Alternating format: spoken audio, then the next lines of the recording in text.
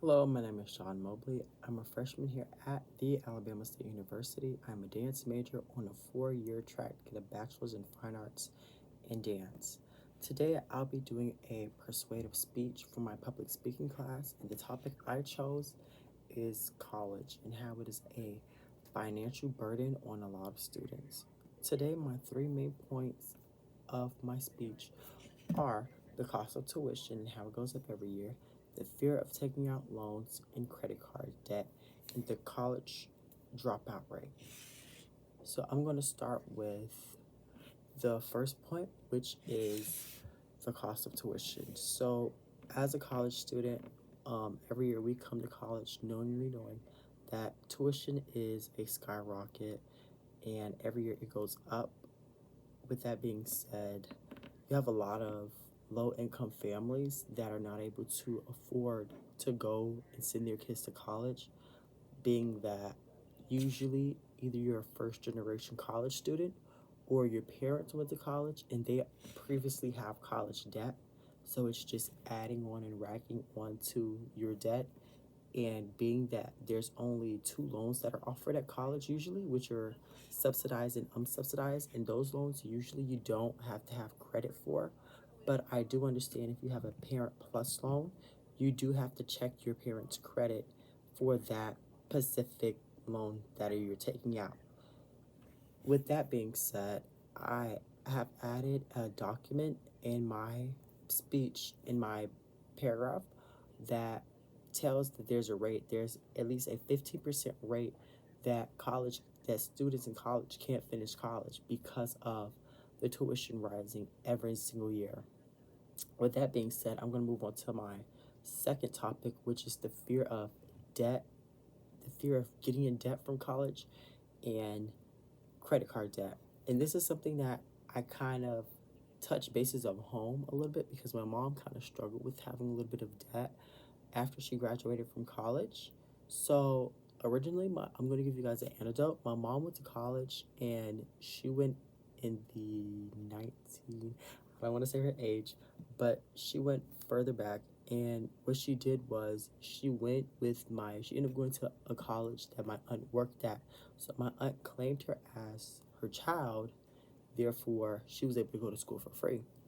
But there was some miscommunication that went on, and she ended up denying that her aunt was her mom because she wasn't. And the word got out, and she ended up having to pay tuition for school. And with that being said, there was a lot of other things that went into the mix of her being in college, just normal college things, and therefore, when she finally finished her 4 year to get her bachelor's, she accumulated over $7,000 in debt, which to us, my generation, $7,000 is one semester of school, but in her generation, that was her 4 years of college. So she was able to slowly pay that debt off, and now it's cleared finally. But I know that for my generation coming up, $7,000 is one semester of school. That's just room and board. So that alone would make me not want to come to college. The thought of just for my meal plan and for somewhere to lay my head at night after my classes is going to accumulate to $7,000 for one semester. And there's 2 semesters in a school year. And then you have to have that money ready for the next following semester. That is a lot of money in itself to be putting into an education. And that's without scholarships, that's without classes added on. So you can see how the debt accumulates if there's no scholarships or if there's no grants or any money that's being spent on the student to go to school, or there's no other source of income. Because there's a lot of kids that are on welfare that can't afford school. Therefore, you have to work very, very hard to try to find different scholarships and grants just to be able to get a higher education and get from where you are in life to move forward, to persevere, move ahead in life. My last reasoning that I'm going to talk about is the college dropout rate, which is something that a lot of people don't want to say. College dropout rates can go both hand in hand in two ways.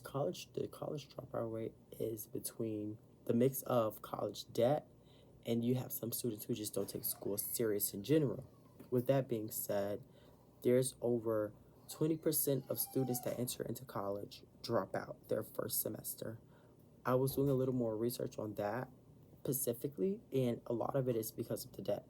So I'll go in to say that I owe my school $12,000 for both of my semesters, which I was able to pay off.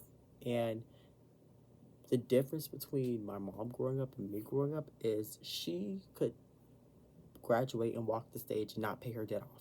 She was able to graduate and not have she was able to get her certificate and not worry about paying the debt right then and there. With our generation, the debt has to be completely paid off before you can even do another year of school, or even so another semester of school, which that's the difference. And that being said, if you're not willing, or if you're not wanting to take out a loan, you might as well drop out of college, which is where you get at least 10% of your college dropout rates. And then the other 10% is usually your kids that don't really come to college for college and that are here for a party and a good time, and they end up leaving because they flunk out. But with that being said, this concludes my speech, my oral presentation on college finance, and I hope you enjoy. Thank you.